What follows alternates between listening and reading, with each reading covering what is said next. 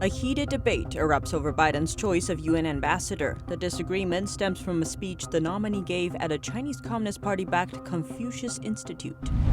America's power grid could be at risk after Biden suspended an order that aimed to protect it. The Biden administration denounces using terms like China virus and Wuhan virus to describe the pandemic. Both have been used by former President Trump and his Secretary of State. And Canadian tech company BlackBerry has sold 90 patents related to key smartphone technology to Chinese telecom giant Huawei. Welcome to China in Focus. I'm Tiffany Meyer. A heated debate erupted during a hearing for Biden's choice of UN ambassador. The row is over a speech the nominee now regrets giving. It was about the Chinese regime. And I've expressed my strong regret for having given that particular speech at Savannah University. And if I had it to do all over again, I would not have accepted. Linda Thomas Greenfield's past speech at a regime-backed Confucius Institute is now in focus. She reportedly praised the Chinese Communist Party, or CCP's, projects in Africa. She said there is, quote, much that the U.S. can learn from China and its recent success on the continent, and that Chinese assistance is broadening into diverse forms of investment and lending. This speech is cheerleading for the Chinese Communist Party. You praise the Belt and Road Initiative. You praise their entrapping developing countries in debt bondage. And you say the United States should follow China's model.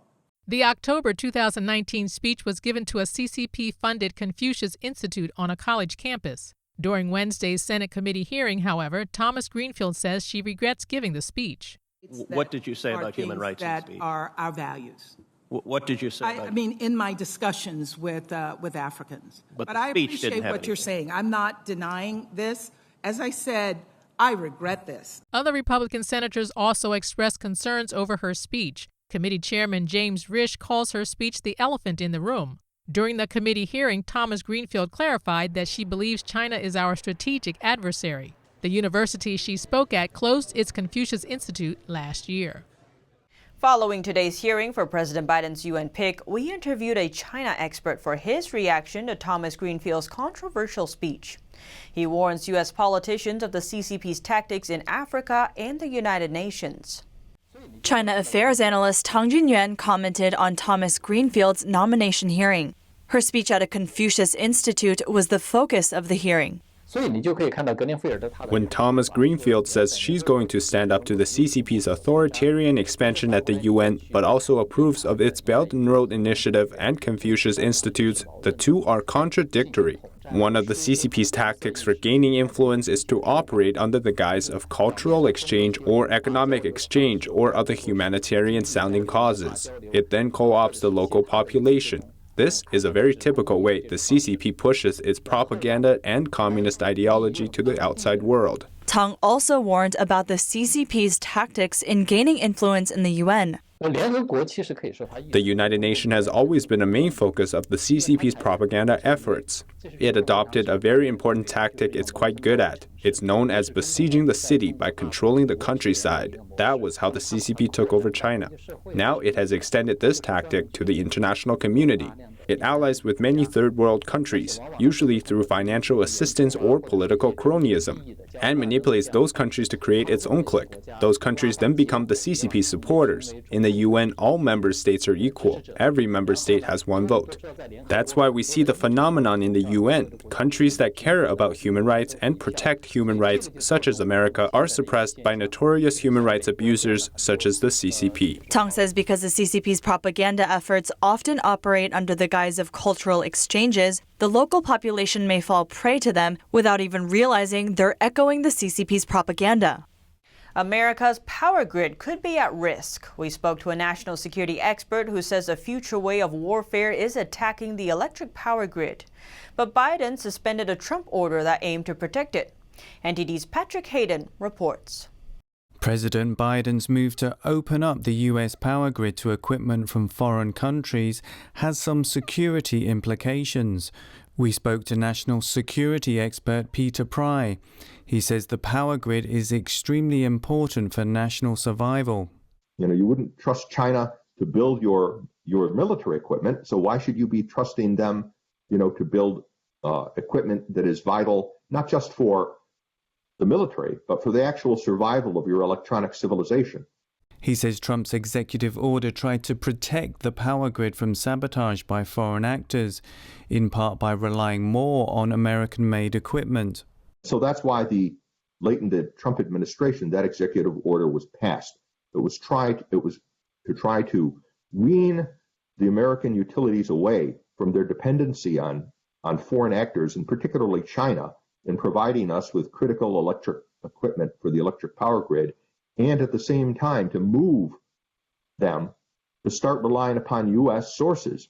Pry was the CIA's top EMP expert. He says China, Russia and North Korea see a new form of warfare, including cyber warfare and physical sabotage. Including things like trying to infiltrate cyber bugs and viruses and logic bombs into the electric grid components that you could just turn on when you've decided to go to war as a means of disabling the electric power grid. Price says that the US became so dependent on parts from other countries that it stopped making them in the US altogether. Although America's Energy Association has vast lobbying influence, Price says it doesn't seem to be the main reason for reversing the order. To be frank, I'm not sure that's an adequate explanation. It really surprises me that one of his first acts as president was to suspend an executive order that clearly is related to U.S. national security. He says Trump's order had the support of U.S. government behind it. It wasn't just his idea. The Biden administration hasn't explained why it suspended Trump's order. After the 90-day suspension, it will decide whether to issue a replacement order or not. Reporting by Patrick Hayden, NTD News. Residents in one Chinese apartment building were spotted shouting into the night, calling for food supplies and aid. They're facing an ongoing food crisis as strict lockdown measures have trapped many inside their homes. NTD's Juliet Song has the details. A video circulating online is drawing attention to the struggles of some Chinese residents. In the clip, they can be seen shouting from the windows of their apartment building, asking for help.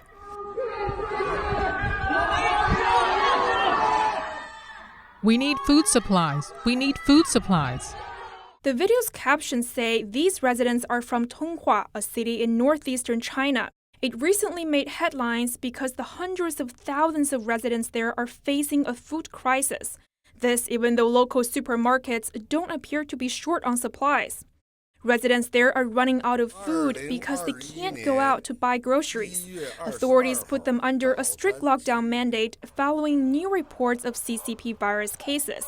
Officials promised that community workers would deliver groceries, but many locals say they never received anything.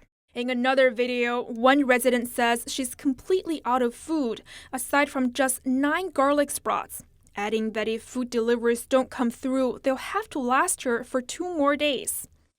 Still, another clip shows a resident seemingly helping a neighbor in need by using a rope to hoist food through the window. NTD can't independently verify the information and the videos. But local residents did take to social media to broadcast their calls for help. Later, a city official came out to apologize. On behalf of the local government, I extend my sincere apologies. She said local authorities have organized over 800 volunteers to deliver groceries. But the aid may not be enough. Some posted videos of the food deliveries, while others wrote online that not every household got the groceries promised. One person wrote, quote, "Yesterday, the deputy mayor apologized to the residents in a media conference, but went on to explain that residents don't need an apology, they just need food." He added that out of his neighborhood's 5,000 households, only 200 of them received food supplies. A similar report came from yet another resident who shared a photo of their grocery delivery. The person pointed out that this bag of vegetables were meant to last 5 days and noted that his community was home to 3,000 households, but only 200 were given food. Juliet Song, NTD News.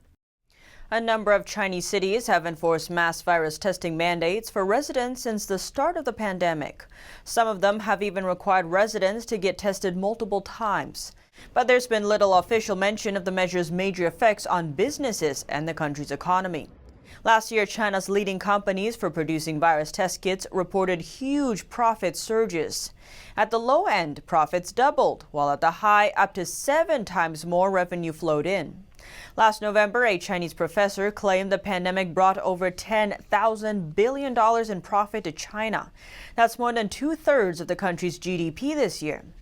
Now, a new policy is bringing in even more business. The Lunar New Year holiday begins in just 2 weeks. The celebration is embraced by much of Asia as the biggest holiday of the year, and is considered a time to reunite with family for many Chinese people.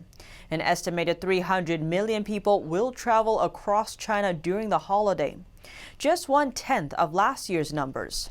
Ahead of the occasion, Chinese authorities have been urging travelers to get tested for the virus on 3 separate times.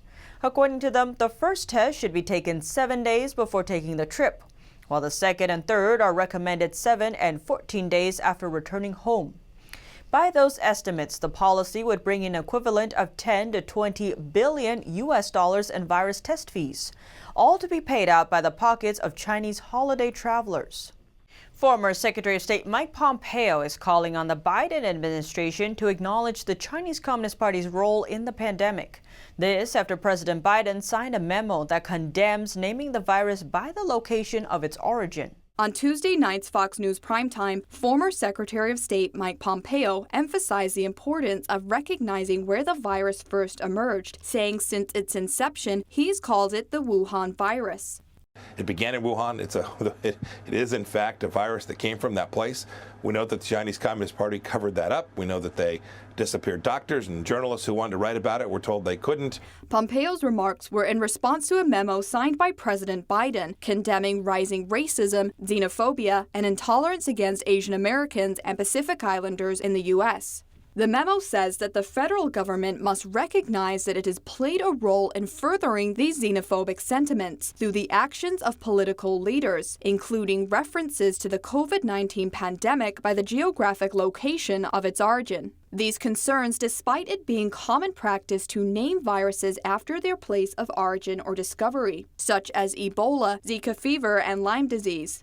Pompeo has said that the CCP wants Americans to believe that America's righteous anger at the CCP for its mishandling of the pandemic has something to do with race, when it does not. The CCP thinks it can drown out American cries for accountability with shouts of racism. We won't let that happen. We can't. In the interview with Fox, Pompeo said he's counting on the Biden administration to continue to confront the Chinese Communist Party. Grace Coulter, NTD News.